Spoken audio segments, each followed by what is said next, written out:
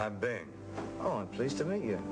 You're the one that sings, right? Well, right or wrong, I sing either way. Oh, well, I sing too. Oh, good. In fact, I've got a 6-year-old son, and he really gets excited around the Christmas holiday thing.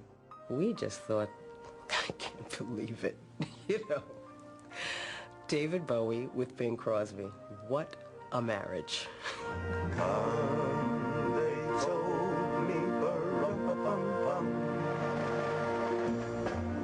a newborn king to see,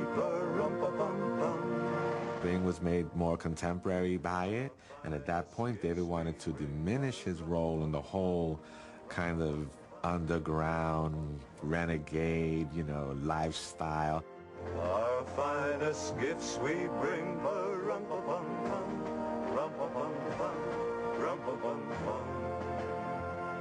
The Bing Crosby special overflowed with traditional family cheer. But, ironically, Bowie's own home life was miserable. His marriage to Angie had deteriorated to the breaking point. A lot of things happened that were pretty unsavory as far as arguments and disagreements and, you know, just turmoil in their relationship. And David didn't want to expose his son to that. David took Zoe to Berlin for Christmas, while Angie celebrated the holiday in the U.S. with friends. When Angie returned to Switzerland on January the 2nd, she was dismayed to discover that her husband and son were still away. Angry and depressed, she attempted suicide. Bowie was alarmed and became concerned about his wife's mental health and her ability to care for their child. At a point in a marriage, you have to take a stand. You're either going to go with it or you're going to say, this has got to stop. There was a time when everything had to stop for the sake of Zoe. The open marriage was now closed. You know, he said, I've moved on. David's marriage to Angie was formally dissolved in 1980. In the settlement, David won sole custody of Zoe, who now preferred to be called Joe. He said, I'm going to bring up my son. And that's a bold move to do for somebody in entertainment. He totally became both parents to Joey, and he was great. The newly single father was determined to be a positive role model for his son. But there was one problem. Bowie had yet to completely overcome his substance abuse. Let's be real about addiction. It doesn't just happen, oh, suddenly I'm just going to stop. Sometimes it happens in a gradual level. David did not want his son to see him in a certain condition. And I think that eventually made it so that he was able to back off and back off and back off. Because when you have things going right for you, you don't really need that kind of high. In the fall of 1980, David moved to New York, where he made his Broadway debut in The Elephant Man. The versatile performer starred as John Merrick, a man afflicted with a grotesque, disfiguring disease. The Elephant Man, that appealed to me because of I have a sort of eclectic thing about freaks and isolationists and alienated people. I kind of gather information on people like that. Without the use of heavy makeup, David portrayed the deformed outcast by manipulating his voice and twisting his body into a misshapen stance every night. His earlier training as a mime helped him achieve the desired effect. You are a famous actress. I am not unknown. You must display yourself for a living, then, like I did. That is not myself, Mr. Merrick. That is an illusion. Oh, this. This is myself. This is myself, too. Audiences were captivated, and Broadway's toughest critics gave Bowie high marks for his work. During the run of The Elephant Man, Bowie released his 17th album. Scary Monsters and Super Creeps included the single Ashes to Ashes, with lyrics alluding to an earlier chapter of David's life.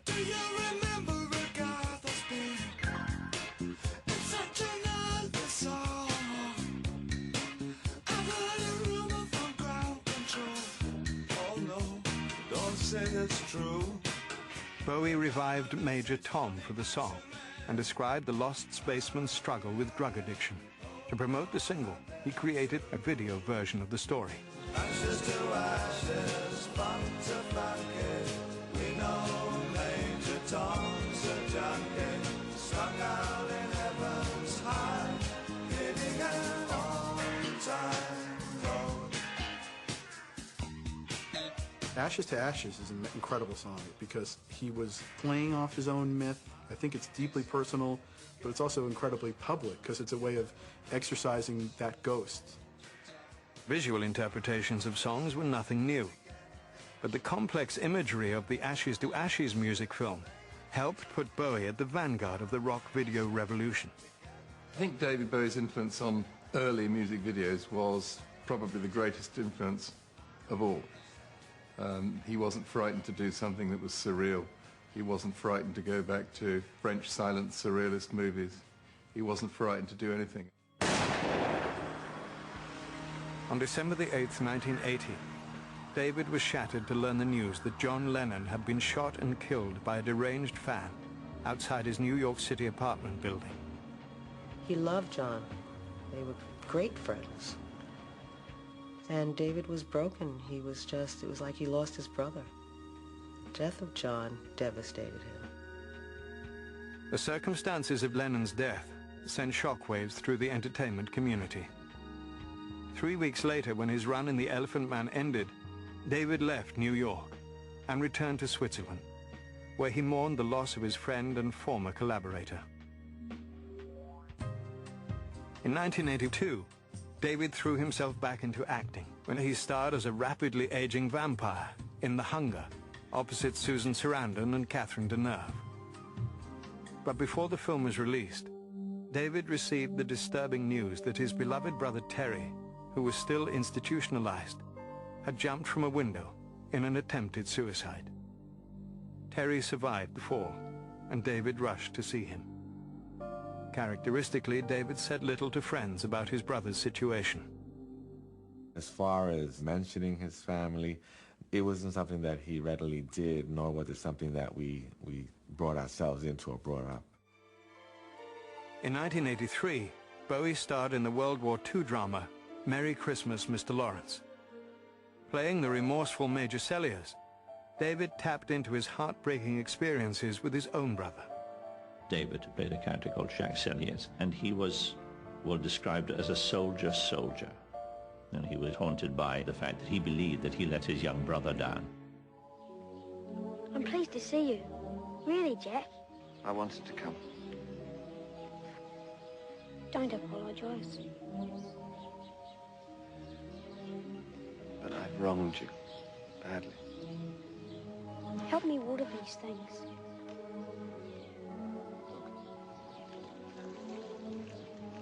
Look, I need to talk with you. Hey, remember this one? Flowers once, every 5 years. That's all. I'll be back before it flowers again. Although Merry Christmas, Mr. Lawrence received mixed reviews, David's performance was singled out as one of the highlights of the film. After successfully carving out a name for himself as an actor, David felt ready to again focus on his music. But this time, he would push his own boundaries and shock both critics and fans alike. David Bowie was about to embrace the mainstream.